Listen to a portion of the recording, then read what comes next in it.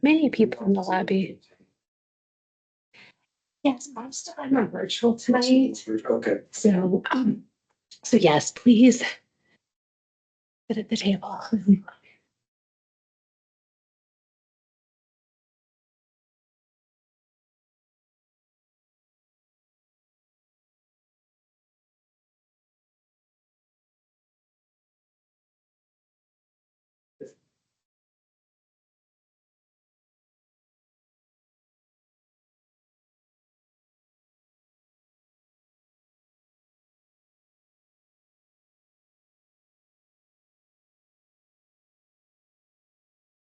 I saw Andrew for a second and he's like, see you downstairs. So I hope he didn't go. No, he's saying, yeah, okay. He go downstairs. He did, okay, all right. I was like. What? How are you? Good, thank you.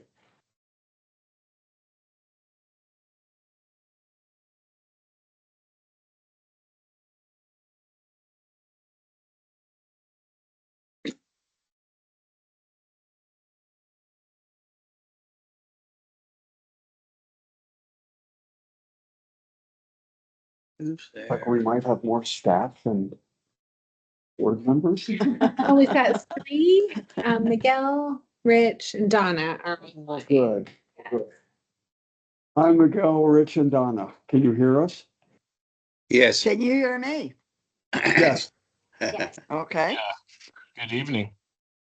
good evening.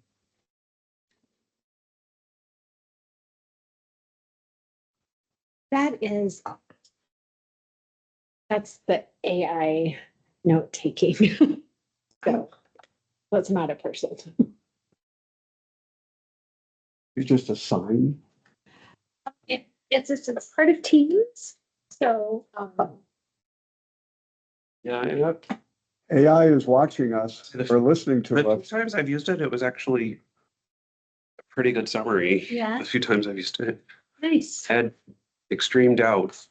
Steve, last time, because I wasn't here.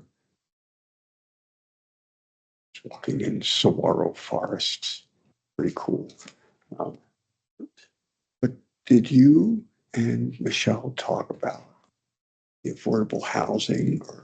We didn't at that meeting. She wasn't Well, here, so I ended up chairing. And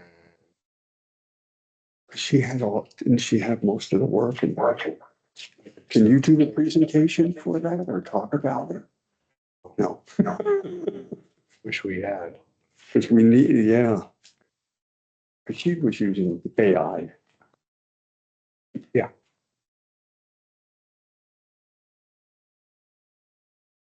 By doing what? Network. So just so you all know, Justin and Michelle are not able to make it. So you all will need to decide who is going to facilitate. And how many do we need? 5? You need 5. So we have 5. Yes. You may, I'm not. I can't focus. Unless Miguel wants to take a turn, or Rich, We made Rich do it. or Dinah. No. Guys, we I, gotta uh, decide I who had wants to a, chair the co- meeting. I had a COVID shot yesterday and I'm not entirely clear. So, You know, I had one 2 days ago and I was a little fuzzy afterwards Yeah. too. So we have too many fuzzy people. Donna, we're down to you. I'm recovering. A little cough. Maybe you're not the Don't fuzziest have to. person. Well, who knows? I will have to then take a minute and go and how can I pull up on my iPad? How can I pull up a copy of the agenda so that I know what I'm following if I'm going to do that? I'd have to get it on my phone, right? Do it on your iPad. You could, but then, yeah, then you'd also be able to, you have to kind of toggle back and forth between the agenda and. I have over here, let me go get it.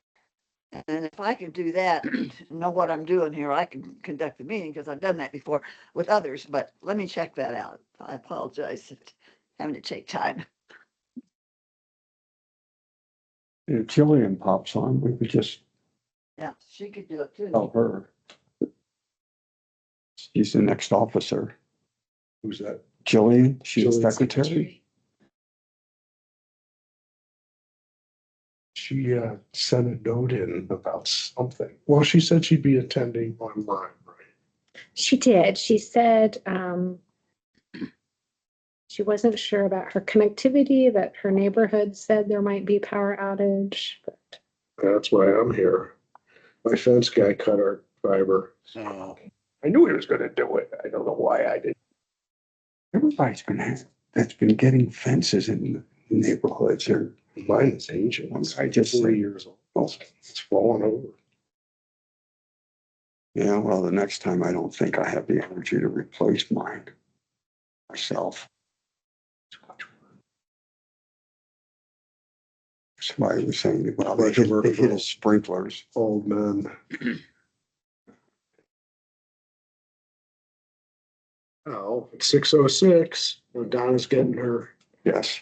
she was going to try to put the agenda on a different device so that she could facilitate. better. Hey, hi, how are the kids? Hectic. Huh? Oh, graduation on Friday. This Friday? Wow. Where's that happening? CU. Event Center, high school graduate. College graduates. Wow. Where's she going to college? Yeah, she's going to CU. See you. So I have Good for her. a RAM and a buff. See how that goes.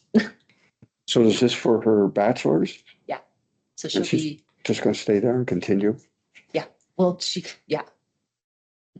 She'll start there in the fall. Claire's up, Congratulations. thank you. And Claire's up at CSU. So she's The high school. Ralston Valley. My daughter had her high school graduation this year. It was a really cool experience. At the event center. No, they had it in the I don't remember the name of the auditorium, but it's a historic auditorium and it's really cool.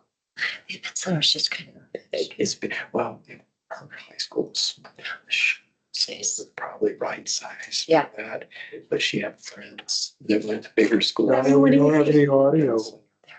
Claire's. Okay, I have pulled up the agenda. Do we have a quorum? We do. Yes. Okay, Oh, then, and we have a council I member. don't, And they weren't willing to, so it snowed. So we had that whole thing and they ended up in the stock show grounds. do we Good to see you. officially- Do we have to officially then declare that in the absence of the chairperson that I will be serving, or how do we do that? Somebody volunteers. Oh, just volunteer? Okay, well, I can do that. We need Got we to need chat. do it that, and if anybody else approves, I guess it works that way, okay? And I think I can probably do that, so, if that is official, then, I will open the meeting, I guess, and if we have a quorum, we can move forward. The first thing on the agenda is welcome, but it sounds like those of you that are there in the room have been talking and welcoming and that sort of thing together, so we won't need to necessarily do that. And the next thing on the agenda is to review and approve the minutes of the last meeting. So Everybody had a moved. chance to do. I looked Do at you, Second. okay, so it has been moved and seconded that those meeting, minutes be approved. I'm assuming as printed or as sent out, is that correct? Mhm. Okay. All in favor, yes, or raise your hand or whatever you're doing there. Okay, any signify by opposed? saying aye. Signify by saying aye.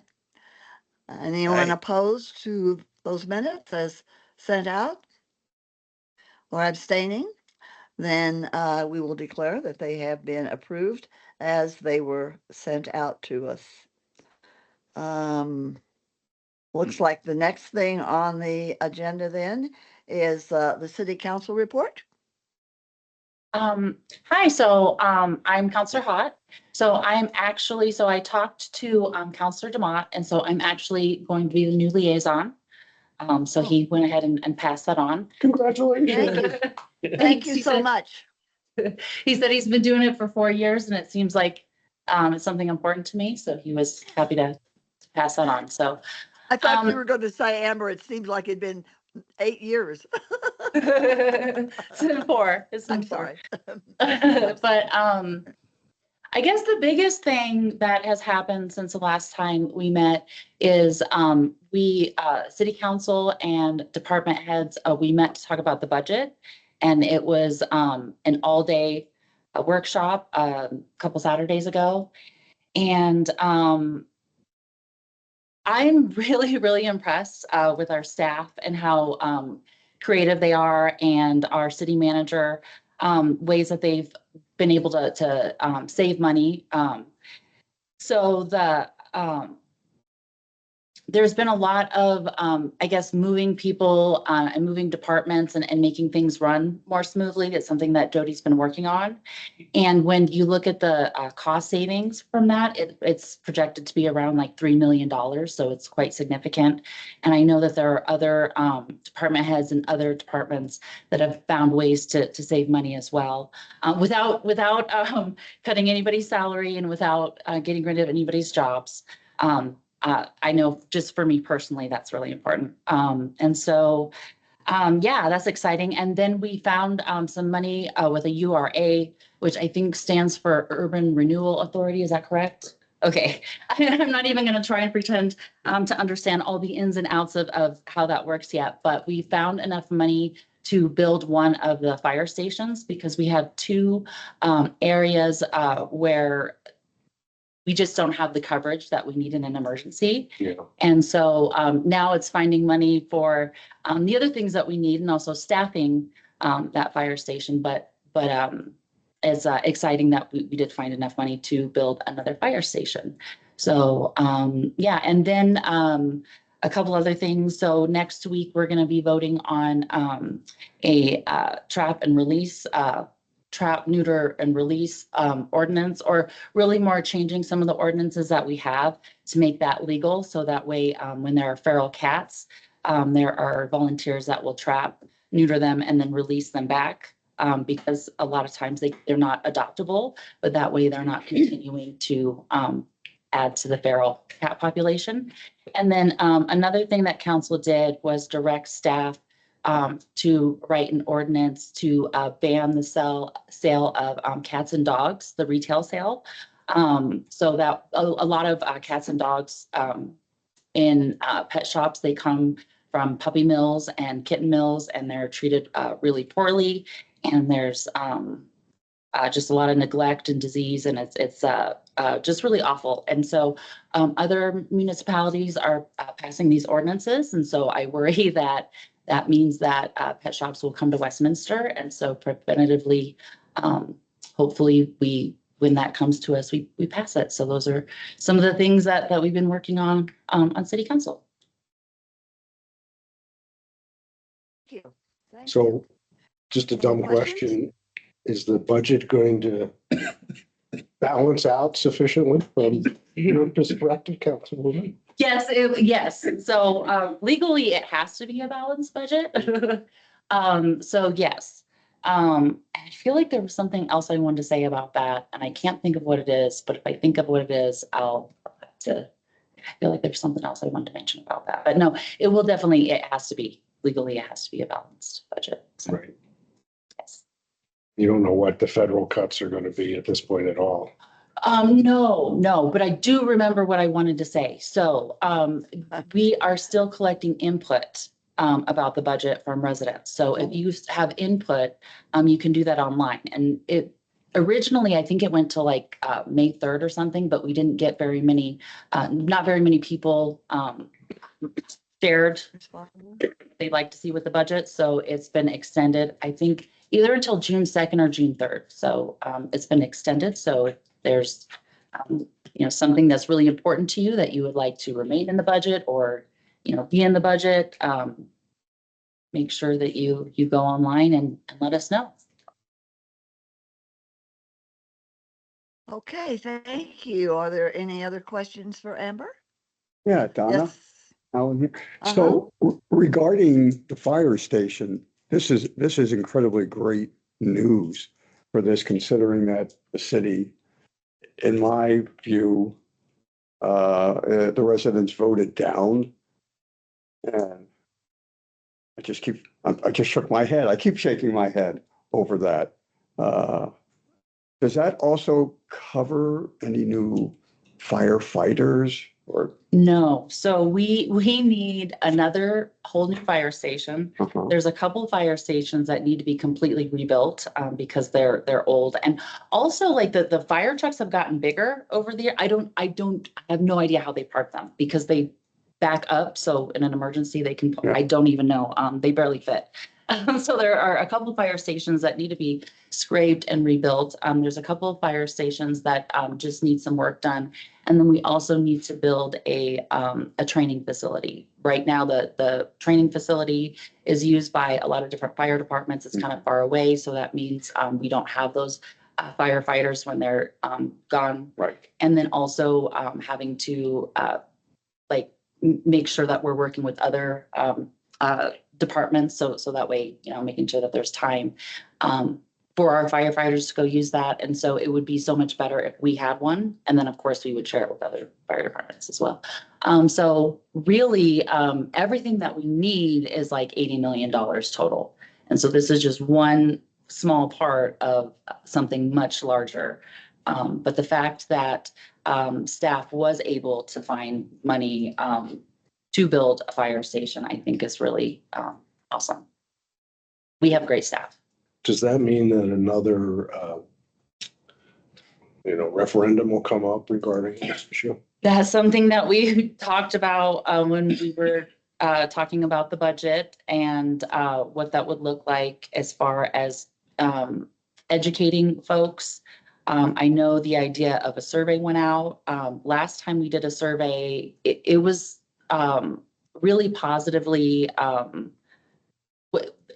the residents who took the survey, it was really positive. Like 70% of people who took the survey was for putting the ballot measure on that we had for the sales tax last year. But then it failed miserably. So obviously there was some sort of disconnect between survey and what we put on the ballot. So we talked about that. We feel like the public wasn't educated enough last time. And so the discussion is are we able to educate the public enough on the importance of this before the next election, or is that something that is going to take a year and a half? But the issue too is if we wait, and we don't put it on this cycle, we wait till next cycle, everything gets more expensive. And so what's $80 million now will probably be more in a few years. So the quicker we can do it, the better. But also, it doesn't make sense to put things on the ballot if people don't understand and don't understand the importance and aren't going to vote for it. And is the city going to be, are you going to be able to promote this? The city can promote this, the fact that a new station will be built? We have to be really careful about who promotes it. So as like an individual council person, like I can like talk to people and talk to people in the community, but as a council, we can't send out like flyers or anything. We're the ones putting it on the ballot, and so we have to be careful how we promote it.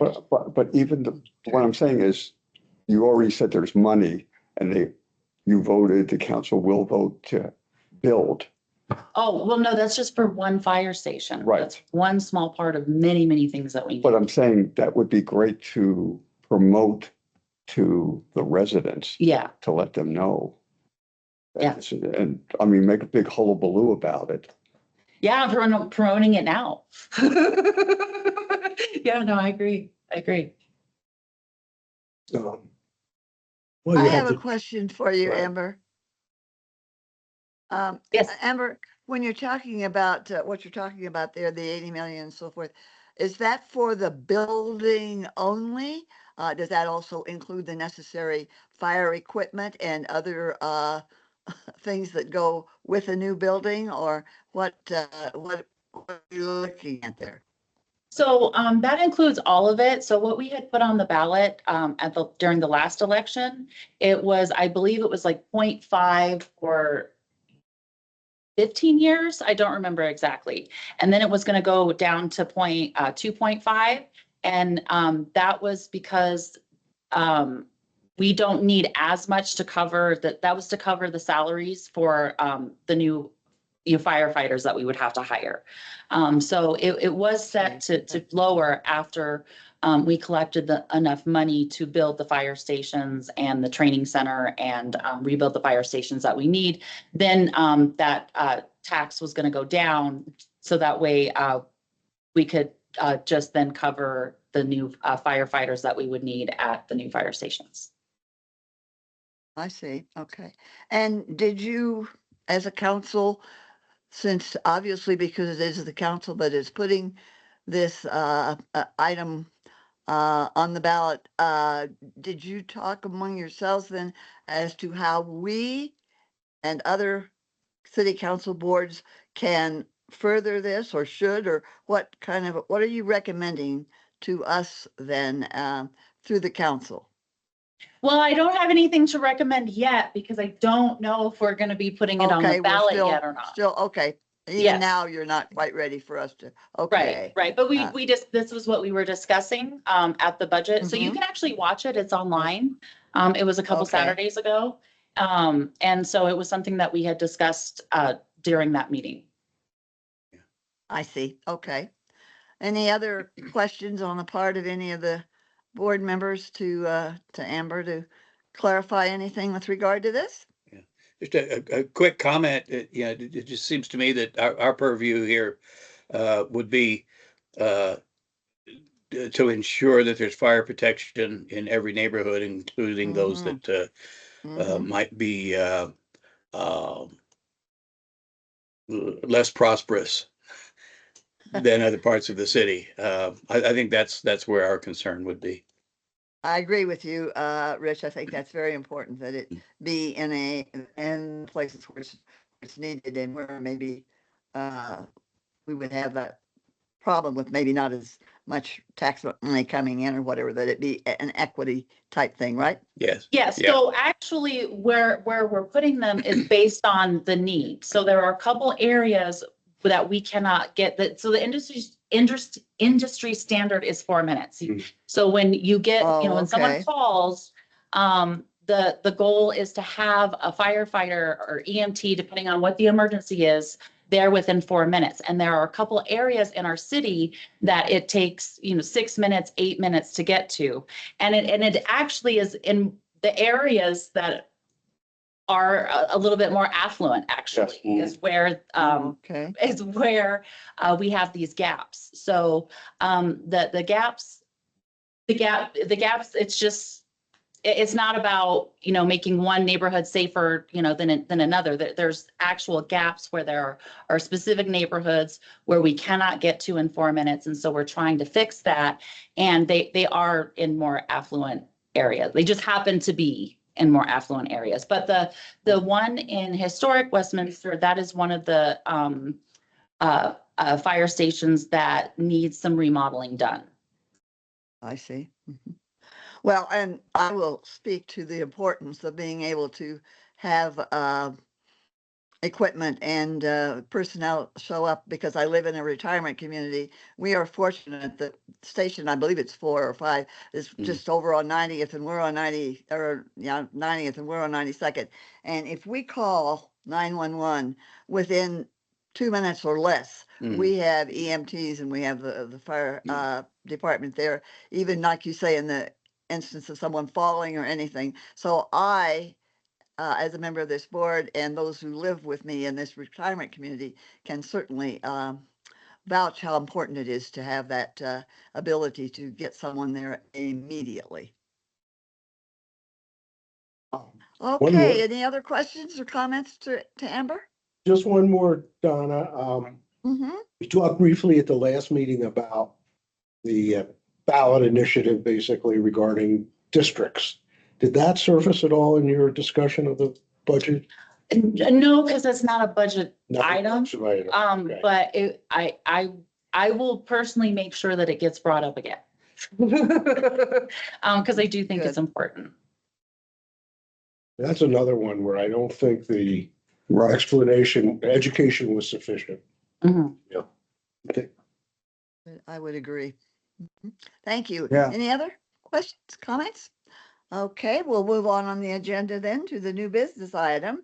And we're to have a housing, city housing planning presentation this evening by John and Andrew and Stephanie, and I don't know which ones are who, so will you introduce yourselves and go ahead and make the presentation? Sorry, this is not quite displaying the right way.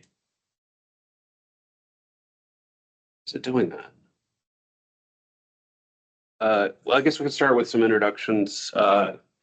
John, do you want to? Yeah, I'm John McConnell. I'm the planning manager. I manage the planning division, and that's a division in community services. I am Vivian Del Pizzo. Stephanie Troller, who was on the agenda, she is the manager of economic development. I am new with the city, so she asked me to come and represent the team.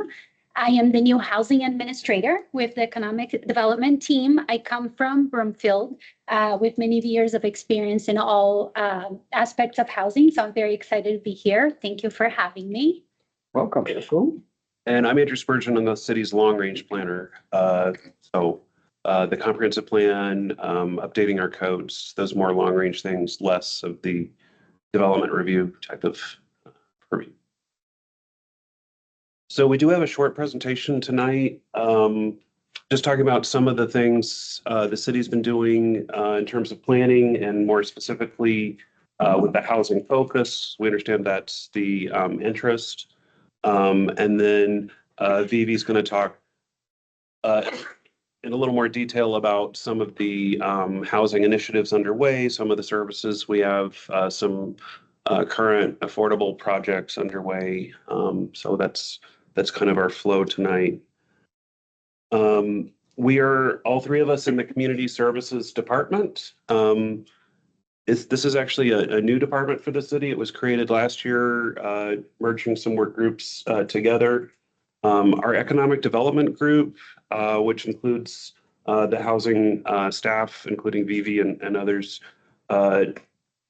they mainly facilitate development in what we call focus areas, which are targeted areas such as downtown and Westminster Station, as well as urban renewal areas, which is an acronym that already came up once tonight. And those, again, are some areas that City Council in earlier years, have prioritized for some assistance in providing services and facilities in those areas.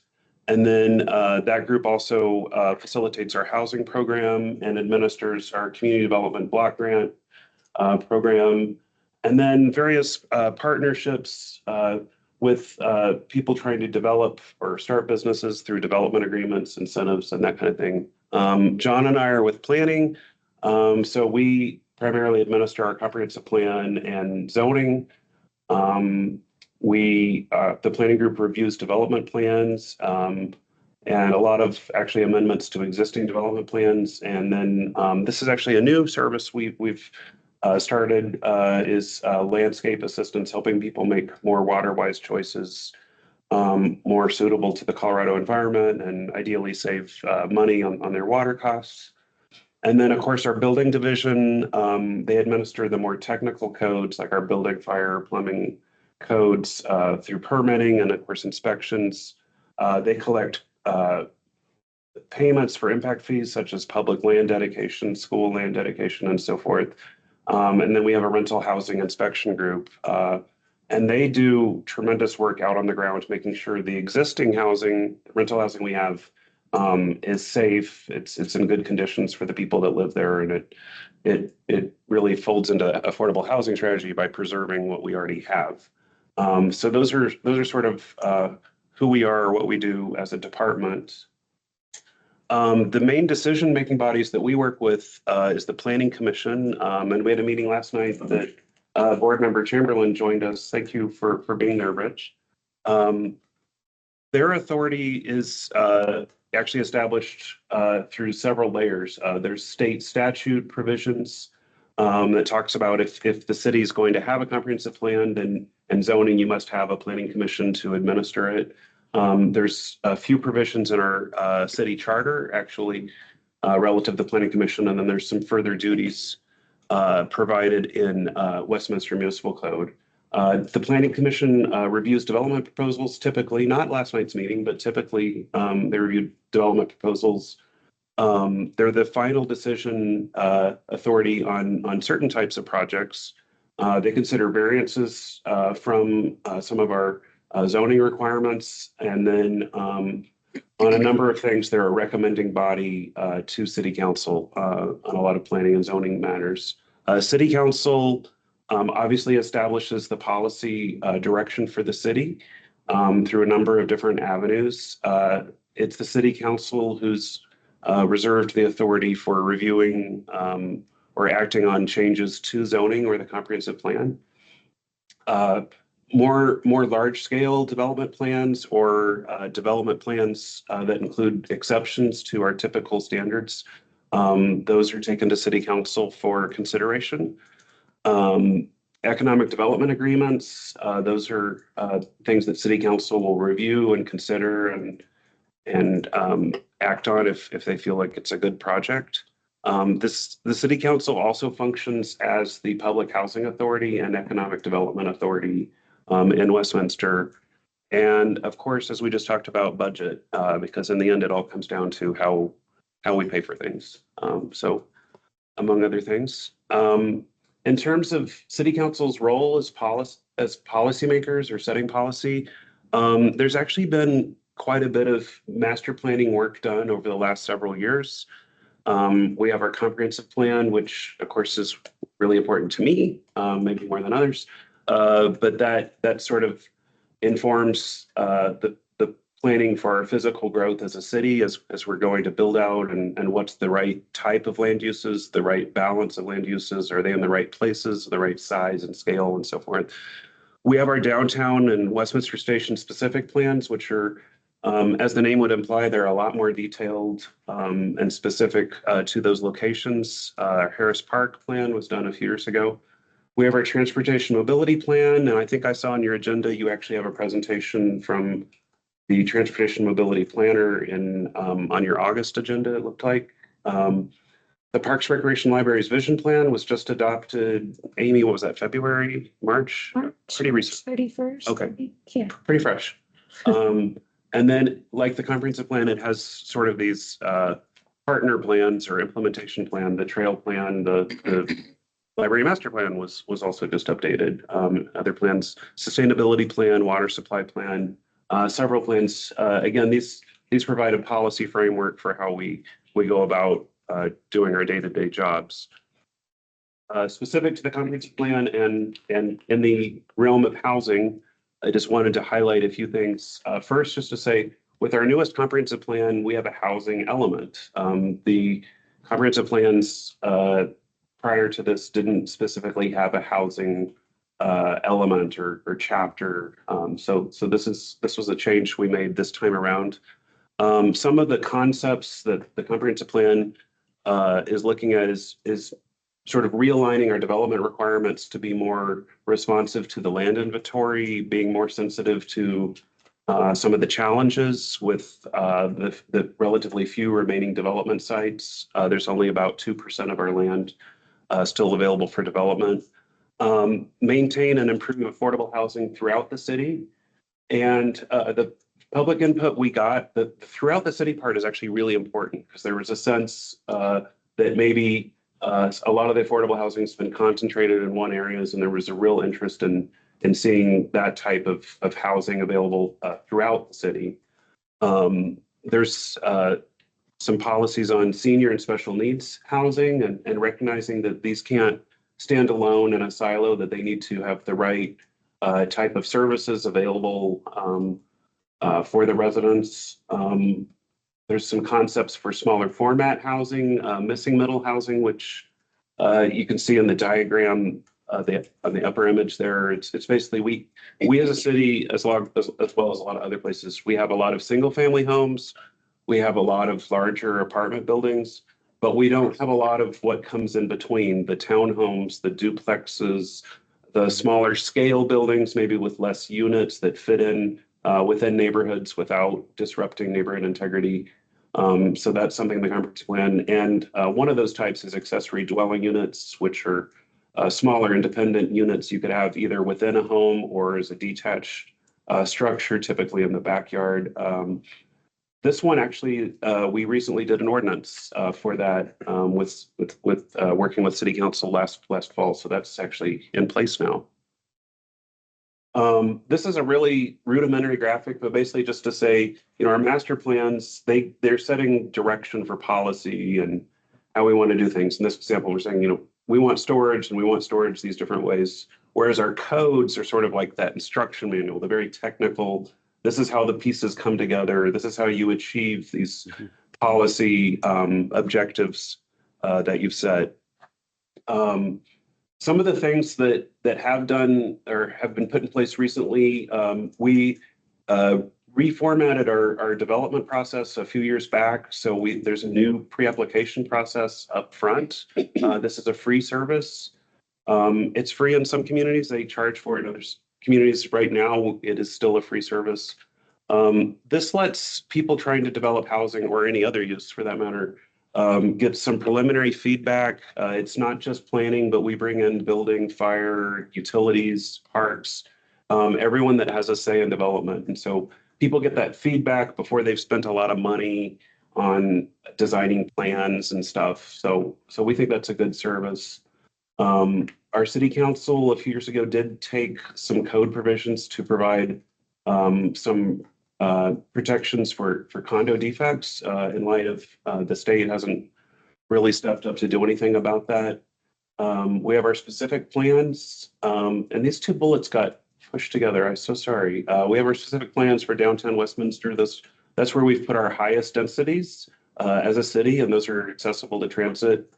There's supposed to be a second bullet there, residential service commitment condition. That is the system that the city used to have that sort of paced development, and residential applications were primarily only accepted once a year. That was sunsetted a few years ago.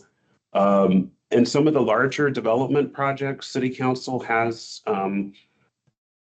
made exactions for affordable housing. This was done most recently with the Uplands, where 300 units were reserved for people at or below 80% AMI, and then it's been done in a few other cases.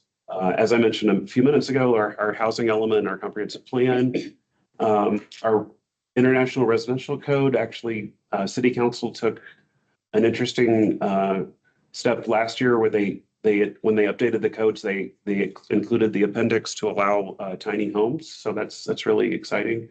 The city did a housing needs assessment in 2016, and then there was another one in 2020 that we don't really use because COVID was going on and the data is somewhat questionable, but there was a new one that was completed last year. An ordinance was brought forward last fall removing our residential occupancy limits. That was pursuant to a state statute change, as well as the accessory dwelling unit ordinance. And Proposition 123, which the voters voted on, 2022? Mm-hmm. The city did opt into that. And I was told, correct me if I'm wrong, that we were the first city in the state to meet our commitment. I don't know if that's true, but that's what I was told. I don't. Oh, okay. In any case, we did meet our commitment for bringing that pipeline of affordable units. So a lot of things have been going on the last few years, not to say there's still not a lot more we could do, but these are things we can build on and add to moving forward. And this is where I hand it off to Bibi. Yeah. So as Andrew was mentioning, there's a lot on the planning side and looking at strategically how we move forward. I just wanted to bring a little bit about how we are currently supporting more housing and specifically affordable housing in the city. So the economic development team, we are able to support in a way more of a partnership. So let's say a developer wants to apply for some funds from the state. If they get a letter of support from the city that this is a project that the city support, they have better chances of getting that funding. Or we support them with some different connections. We connect them with, other developers, or we provide input, as Andrew said, in order to make these developments happen. Some of the two main projects that are under development right now, one is in the uplands, the Maker one. Maker is a housing authority in Adams County. They are going to have 70 affordable units, and 10 of these units will be specifically for the IDD population, which is intellectual and developmental disabilities. There's fair housing in place, so there's a lot of rules that we have to follow, that the developers have to follow in regards to housing, especially for protected population. One really cool thing about this project is that at the ground level, they want to have a Head Start program, which is a preschool program for lower income families. I actually just visited the Rose in Denver. I don't know if anybody's familiar with the Rose project. It's on Colfax. And they did something very similar there, where they have the Head Start at the bottom and then the units on top.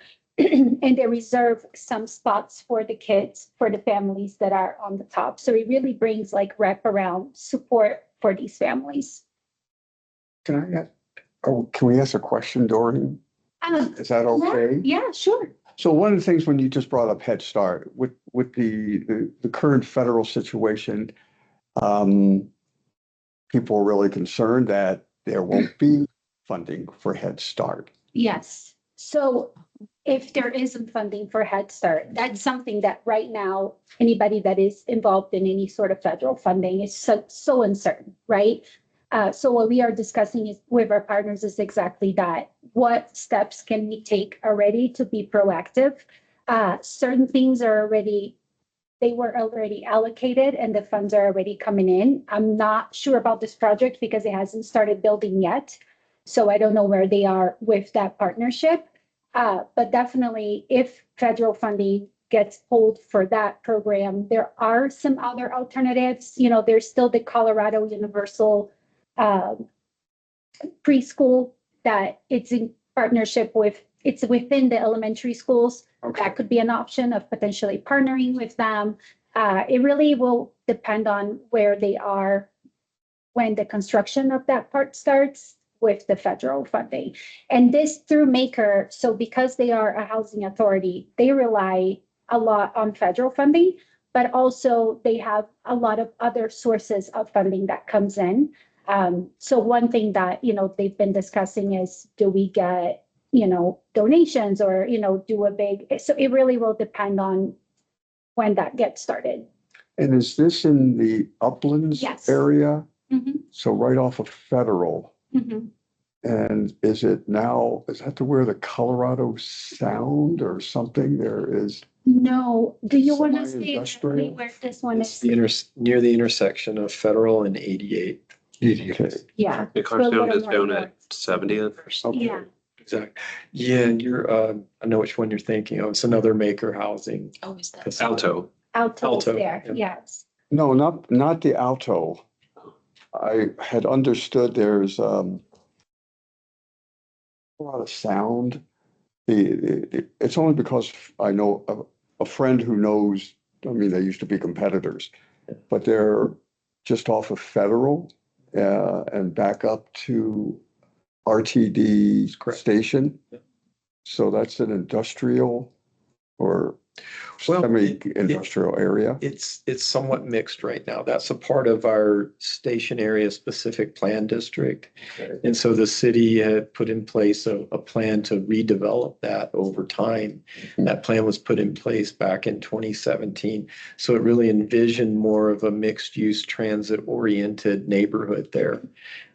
There's probably 60 different property owners within that small area. So redevelopment is going to just be incremental over time. It will take a while. So yes, there are still some light industrial type uses in the area, storage uses, a mixture of housing, a lot of affordable housing, a lot of Adams County properties are within that area.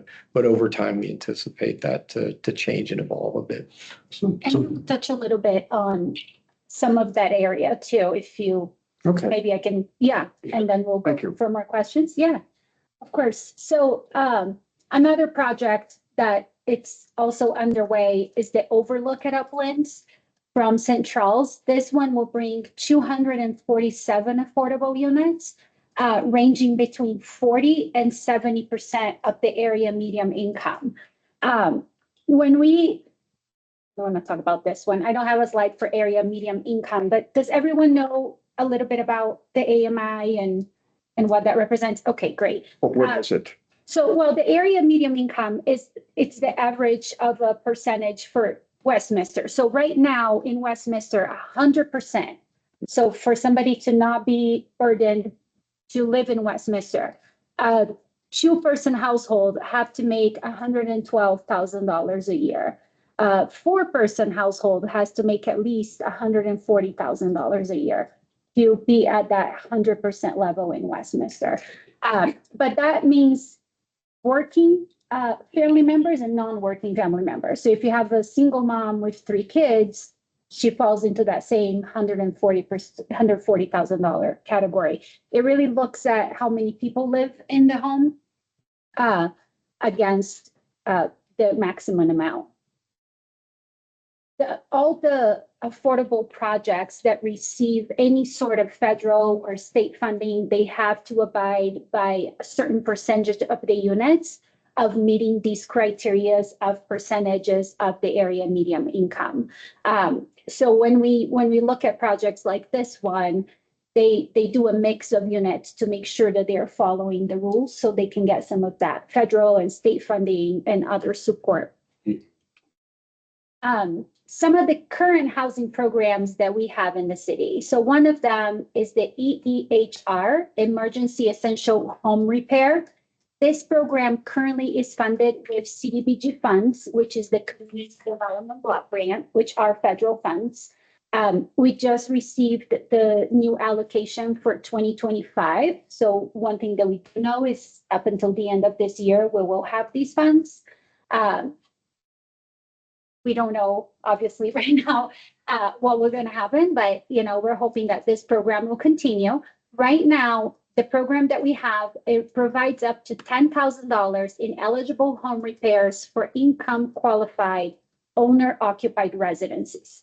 So it's really important, especially for seniors or folks that now have restricted income or a lower income and run into a problem with their home. As you know, repairs are really expensive right now, but the repairs they provide safety for that home. So it's not like, oh, I want to remodel my bathroom to be nicer and I can apply for the program. I need to remodel my bathroom because now I'm on a wheelchair and I can't have a tub. I need to have a shower with different things. So that's what this program provides. It provides support to the community. That picture is of a ramp that was installed with the program to make it more accessible. One thing that is very neat about Westminster that not a lot of municipalities do with this type of funding, they also provide this repair to multifamily affordable units. So when you look at affordable multifamily, the rents have a limit of how much they can charge. So usually they run on their own, but they don't really have a surplus. So as these properties age, it's really hard for the housing authorities to keep up with the repairs. This program provides awards so we can provide more safety for the residents. So this picture here is of a property here in Westminster where all the stairs and the rails, they were all replaced to make it safer because they were falling apart. So it's usually larger projects. There isn't a cap on the amount, but typically economic development puts out a notice that these funds will be available, so the housing authorities can apply, and they have to submit an application request with why, which property, what's wrong with the property, and then there's a selection to provide the funding for them. this grant really helps prevent displacement and continue the affordability for these buildings. Give you a quick question Yeah. in that regard. I assume demand exceeds resources. Yes. How much are you guys short by your latest estimate? You know, I don't have that with me, but I can look it up and definitely send it to the board. I will say that we work very closely with both. So because we are Adams and Jeffco, Maker Housing Authority is the main housing authority with units in Westminster, and Foothills from Jeffco is the other one. So we work closely with them, identifying what is their highest need. And they will take whatever we have. So Yeah. typically, you know, they don't tell us, hey, I need $2 million. What we tell them is, hey, we have 300,000. So then they come up with the rest of the money and they're like, yes, your 300,000 will help us make this happen. Okay. Over here is it's a slide that talks a little bit about the housing deficits in the city. So this comes directly from the housing needs assessment. As Andrew mentioned, the last one was done in the 2024 with the last data from 2022. What's interesting about this slide, and I know at the bottom it says affordable 1, affordable 2, affordable 3, workforce, market rate, and luxury. I don't love the term workforce because it kind of says that anybody below 80% of the AMI is not working, which is not true, right? So Above 120. exactly. So I prefer the term middle income, or what we call a lot of the missing middle. But if we look at the alignment of incomes for housing, we can see that there's a lot missing for 0 to 30%. Well, that would be common anywhere, because 0 to 30% a lot of times are folks experiencing homelessness, which are folks that require a lot of other services around, and that is provided by the counties. So the counties have the wraparound services, which include mental health and, you know, rental assistance and all the other things that will support that population. Obviously, here in the city, we have a lot of support as well. But that is not, you won't have, it's impossible to build something without any subsidy for that, right? So you need other partners that provide services in order to have that housing. When you look between the 30 and the 80% AMI, that is the part where all of the housing authorities come in. So they also need some type of subsidy. They need some federal, state funding, some partnerships from the city. Sometimes we can partner, giving them rebates on some of the fees that they have to pay for our units to be able to build in the city. And then when you look at the market rate, you see that it's still negative. So it looks like we do have some that, you know, they are being supported right now, where the housing authorities are working really hard to making sure these units exist. But the problem is, if we have a deficit with luxury and market rate, it keeps impacting the other ones that are within the middle income. And then the middle income can't find anything because they're not going to compete with someone that can pay a little bit more. And that puts pressure in the other one as well. So it keeps moving. You have to kind of look, right to left. Yes, from we do have deficits both, but it's really important to have a very healthy housing stock. It's important to have it in all areas, not focus necessarily on just one. We need to provide the support, and we need to provide all the other units. Here we're talking about home ownership. Again, the first time homeowners between 0 and 50% will probably be non-existent, because it would be really hard to be able to pay a mortgage without any other subsidy. So when we talk about home ownership, we typically talk about 50% of the area median income up to 120%.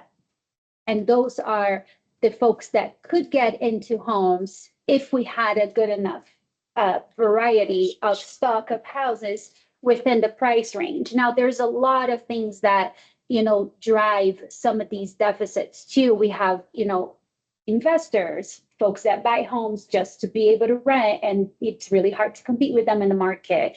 But one thing that is also very difficult, because the way that, the economy is right now and the price of rent and financially how people are burdened, the ones that are between the 50 and 80 have a really hard time to save for a down payment assistance, or a down payment, excuse me, a down payment to be able to be competitive in the market.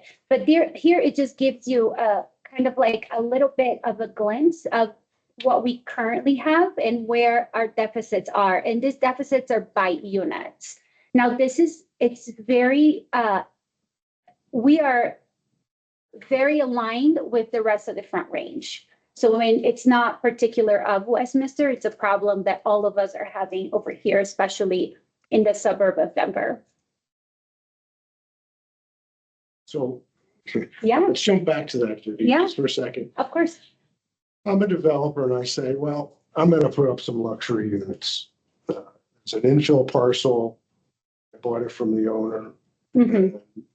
You guys weigh in and say, gosh, our biggest gaps are not for luxury units. Well, maybe some, but certainly market rate units are well compensated.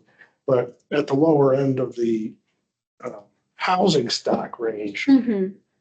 what kind of influence can you guys have in terms of addressing that issue?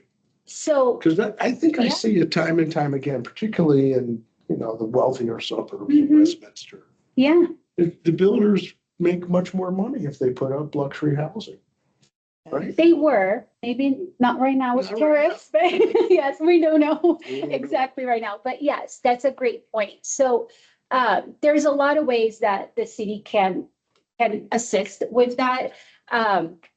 Currently, we don't have a certain ordinance or something in code that delimits, oh, you have to build, if you're gonna bring luxury or market rate, this percentage has to be invested on a lower amount, or so currently we don't have that. That's definitely something that we've been exploring. So there's a lot that we are exploring right now.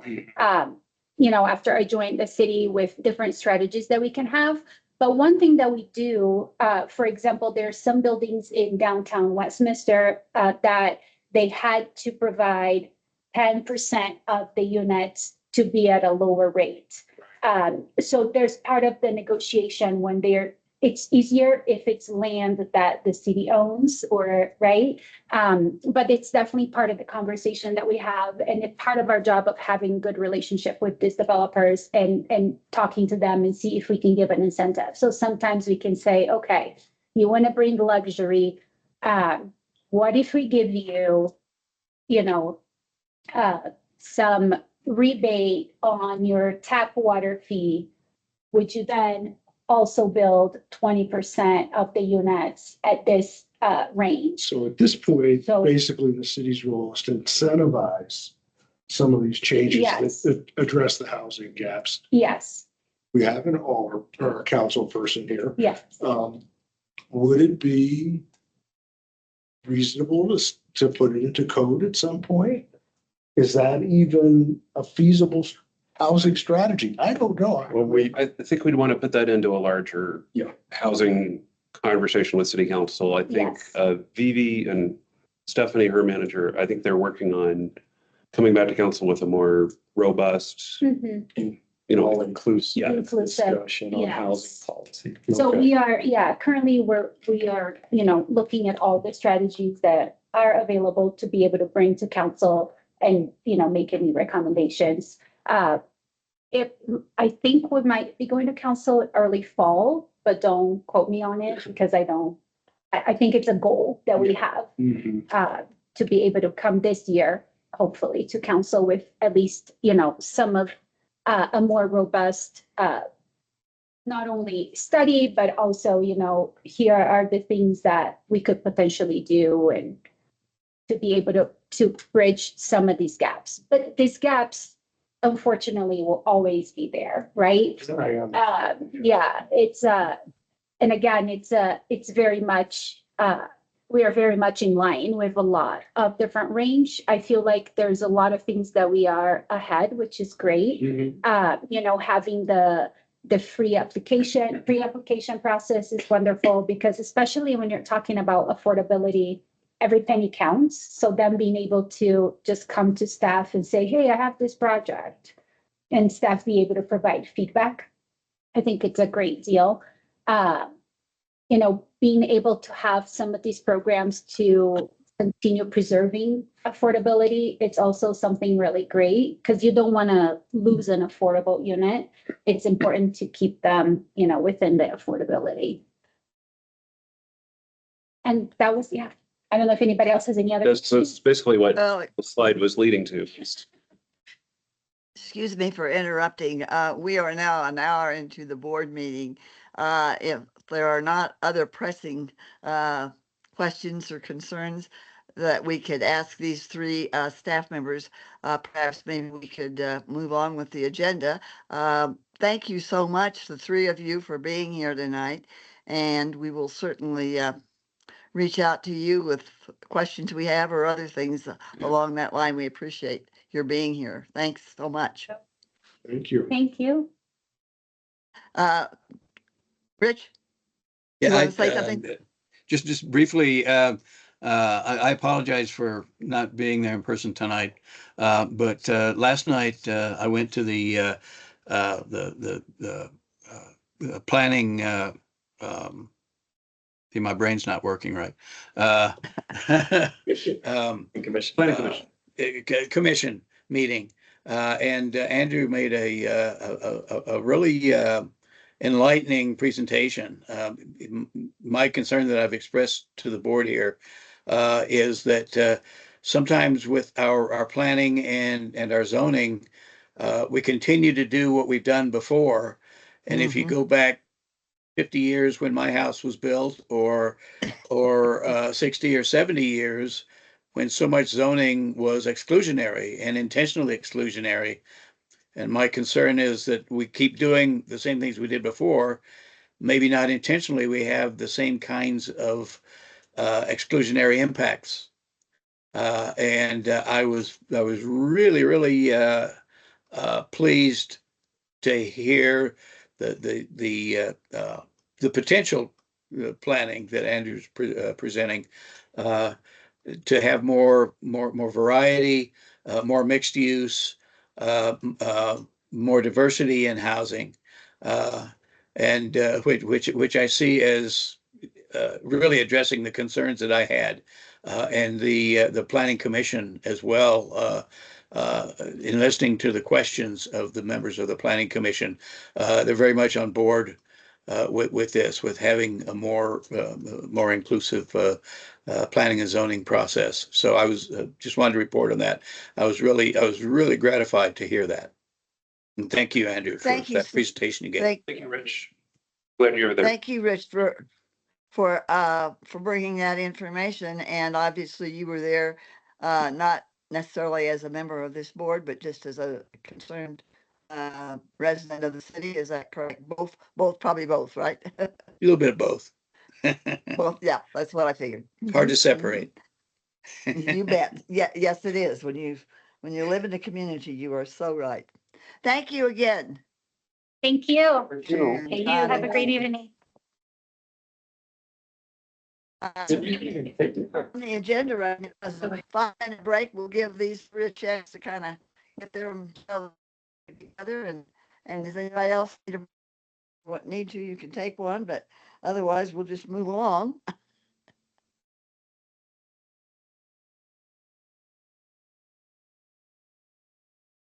It looks like the first thing under old business we've already handled. We have approved the previous minutes, meetings minutes, and we will go now then to building community outreach. And did we actually, I don't know, Amy, can you help me with the first bullet on there, collaboration with other local boards around inclusivity, and something about North Glen? Have we done anything along that line? Is that we have somebody doing that, or what's the latest status on that? I believe this was a suggestion. Yeah, go ahead, Kate. Okay.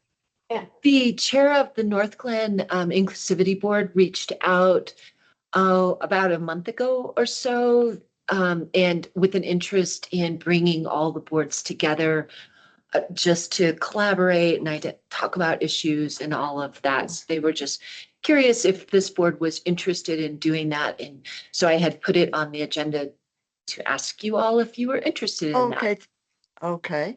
Is that something that could be done virtually as well as, in a setting such as you guys are, or because I think were they so. thinking of terms of more than just, say, Westminster and North Glen? Were they also including other communities that might have similar boards, their council might have similar boards, or what was going on there?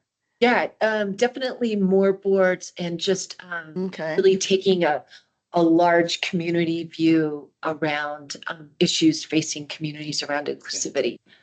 So they initially, the conversation started off with a business program that they have where they're working with their business community to identify safe businesses where people can go if they're feeling not safe in a community. And Okay. that was a thing that they're working on. But then as we talked more, his view was more bringing that there's power in numbers and Yeah. just keeping all of the inclusivity conversations going. Do you need a motion from us, Kate, or? I don't, Does that take- yeah, maybe, do they need I a don't think it needs to be official motion, but just if the majority of you are interested, then we Yes. can report I back. was going to say, I don't know that we would Yeah. necessarily do that, but I see Yeah. Rich shaking his head. And Yeah. I don't know about the other two. I'd be interested, definitely. Yeah. What say you, Something Miguel? like this is Absolutely. very helpful to all of us. You. Okay, Yeah, the And sooner the better. okay, yes, and the sooner we could set something up like that, and if it could be done, because there are some of us that don't drive at night anymore and that sort of thing, and so if we could work it out Okay. that it could be done, as a byproduct of what we can do these days, meeting together as well as doing something virtually, I would appreciate that. I figured you guys Miguel, would did be you have interested. something? Good, okay. So it sounds to me like there is Nothing for me. positive. Sorry. Okay, Miguel, are you there? Yeah, I am. I don't have any additional comment. Okay, would you, and you would, I forgot you were over here because I'm using my iPad and I don't see the same thing. So anyway, I apologize, but sounds like we have several of us that are interested. So go ahead and pursue that. It sounds like a thing to do. Anything else on that? All right. The next thing then is proclamations at City Council. That will be the City Council, June 3rd City Council meeting. Did you get a lot of input or more input, right, Amy, than you need, or not as much as you need, or where are we with that? Let's see, I got feedback from Alan. I didn't hear back from anyone else, but sometimes that means that the proclamations were okay. I will incorporate the edits, that Alan suggested and start pushing those through. I mean, the agenda is like 3 weeks from now, but it's time for me to start, getting it up through the approval process. Okay. The other thing, I was going to send out a calendar invite. Typically, we've had either, one of this board there to receive the proclamations, or if this board knows members of the community that would be interested in accepting the proclamation.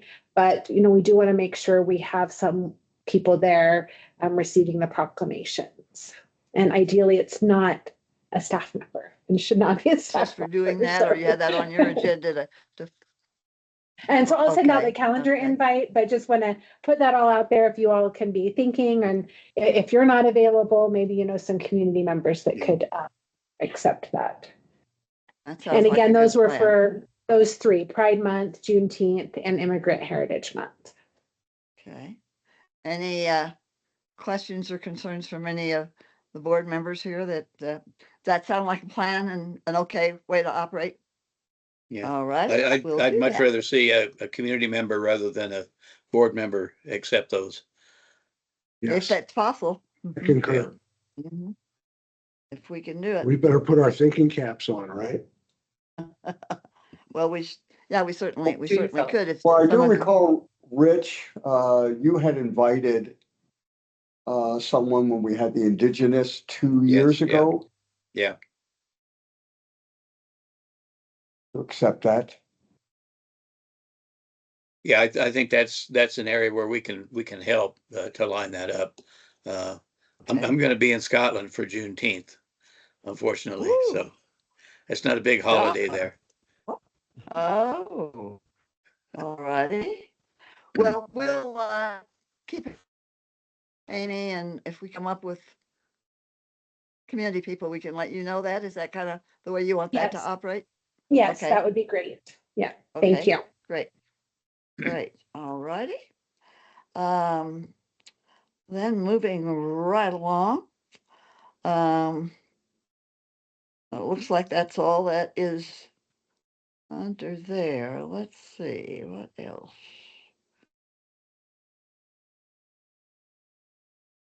Oh, our annual goal review and activity, it looks like. And what are you looking for there?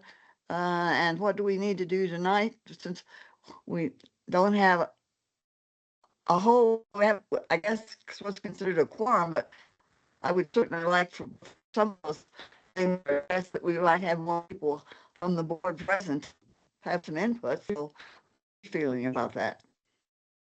And I think this had Yes, been a I'm- request from Michelle and Justin to continue, have this on the agenda every month to look at our annual goal or Oh. look at the annual goals Okay. and decide if there was any movement to happen. But, you know, I know that was also if we had time. So I think it's up to Okay. the board to decide what you want to do with that tonight. Okay. How do you feel tonight? Do you want to try to? I see what you're saying. It's kind of an ongoing thing, and Yes, when we have time, okay. right. Uh, Right. it's. Go ahead, Rich. No, Oh, I thought you were going to say something. Somebody else? no, clearing my throat. Anybody else? How about the rest of the members that are online or here or there or wherever? Do we need to discuss that? Do you have anything you want to particularly bring up about those, or we'll just continue with them until probably be better? Seems like when we have our regular chairperson here, who knows a little bit about some of that stuff, but whatever you want to do, I'm okay. Yeah, I personally, I would like to have Justin and Michelle and Jillian. You know, we need I all of would our, agree I with think you. we need more input. I would agree with you completely on that. So I think we'll just keep it on the maybe the next meeting. They can join us, and at least some of them. But I'm in agreement with that. Does that sound okay to the rest of you that are here online or wherever tonight? That we might just hold off on that until we have maybe more Let's like save our it for the June executive. meeting. I'm sorry. I suggested let's save it for our June meeting. Sounds like a plan. Let's put it on that agenda then. Okay. Then we'll move on to community report. Do any of you have anything going on in your particular community area that you want to share with us?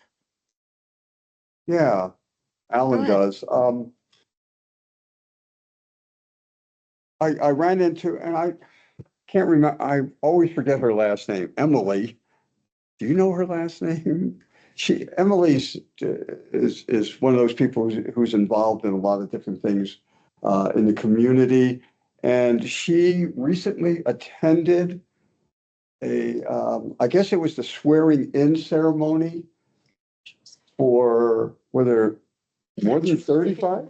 Naturalization. Yeah, Naturalization. a library hosted that. Okay. In conjunction And with how many people? USCIS. 35 new citizens from 17 countries. And it was not a public event for safety and security reasons, but they get to invite family and friends. And so I think we had 150 people there. Wow. To celebrate. So yeah, it was a wonderful. Yeah, that's something I think we really should talk about. I mean, it should be in the Westie. Will it be? That's good news. Yes. It's good, positive news Yeah. to know We're that. submitting a write-up. We'll hope it Okay. I makes would it in the agree. Westie, but yeah. Another positive feedback thing, I've bumped into my neighbor artist who was really pleased with Arts Week. Oh, good. She was amazed at the turnout and really felt like artists are getting recognized in the community. So that was very positive. Good. Thank you for sharing that. Anything else? One thing on the homeless or unhoused or people experiencing homelessness front, the Metro Denver Homeless Initiative, the MDHI, conducted a much more in-depth study than the Point in Time, which is a single time on a single day in January. And just to give you a perspective, in 2024, in Colorado, according to the Point in Time, it was fewer than 10,000 people. And that's the point in time that HUD requires. The Metro Denver Homeless Initiative study determined that there are at least 53,000 people. So think about my 5 goodness. times as many. I know Wow. Councilor Hott is probably aware of this when the city had announced last year that we really only had, I think, 105 homeless individuals in the city. Now go by 5 times more. Mhm. So we are between 400 and 500. And I'm dressed kind of ragged today because this is when I do my outreach on Wednesdays. And again, I've located new people. Every week I go out, I locate someone new or several people new. And people are moving around.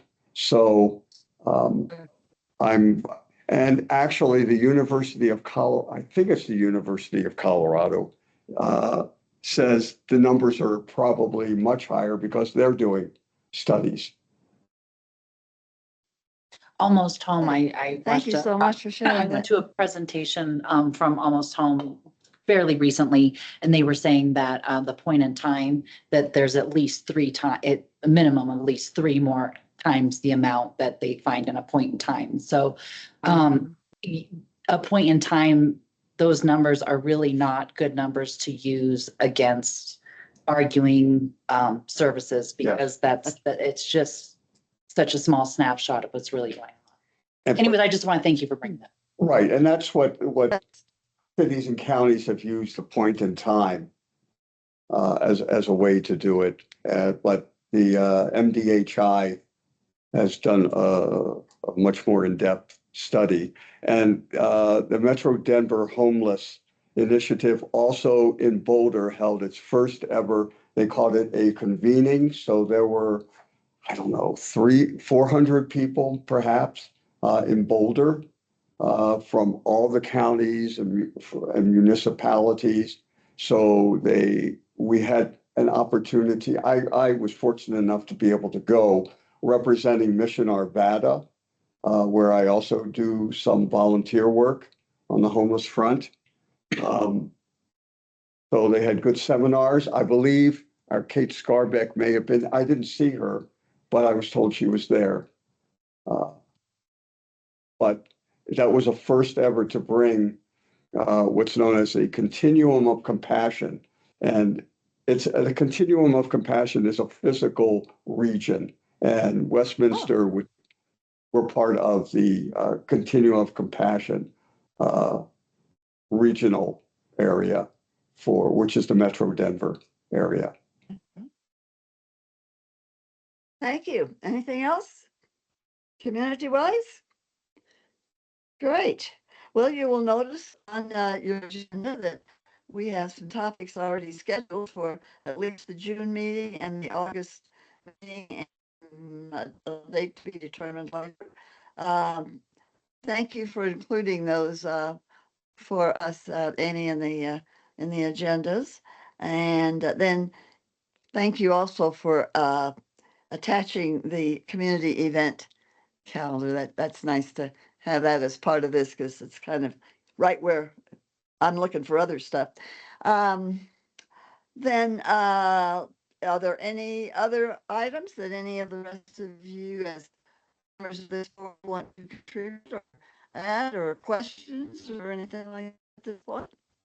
I do have another thing to add. Sure, Alan, that's okay.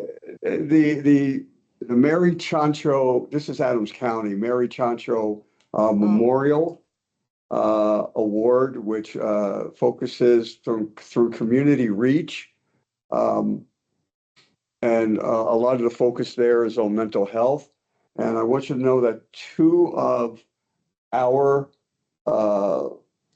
youth board members were recognized, and out of 7, and Milo, and I cannot remember his last name.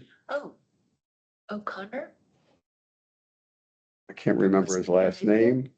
What a marvelous, all the youth, what they are doing. He was awarded, he was the number 1, but all 7 of the young people are to be commended for what they themselves are doing in the community. So these are mover shakers. And I cannot believe when I'm talking to 15-year-olds that I'm really talking to a 15-year-old. I'm really talking to a 15-year-old who's an adult in their heart.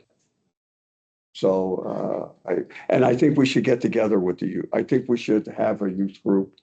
That would be great. They've Combined. asked for that.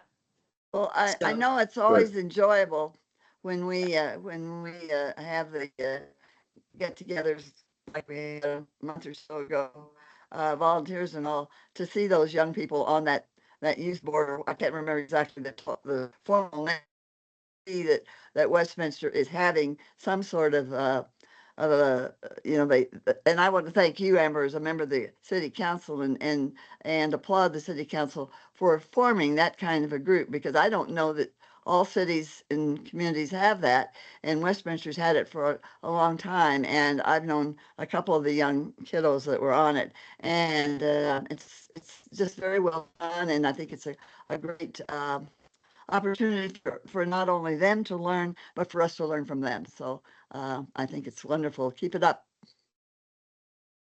Anything else for the good of the party here? All right. Well, thank you all for being here. Thank you, staff, for what you do. And if there are no reasons not to, I will declare the meeting adjourned. Thank you. Good job, Donna. Thank you, Donna. Thank Great you. job. Thank you. 24. Take care. Drive safely if you're on the road. I'm on the road, everybody else should watch out. Well, if we're gonna follow the housing issue. Yes.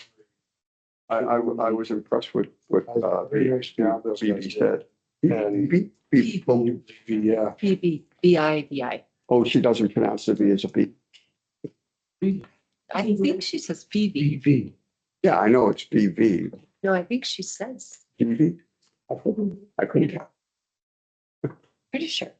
That's what I heard. That's what I, read. that's too. what I, when she came Yeah. to Arts Week, that's how she introduced herself. So that's how I. Okay. Good to see you all. Yes. I'll see you. Thanks for coming again. Thank you for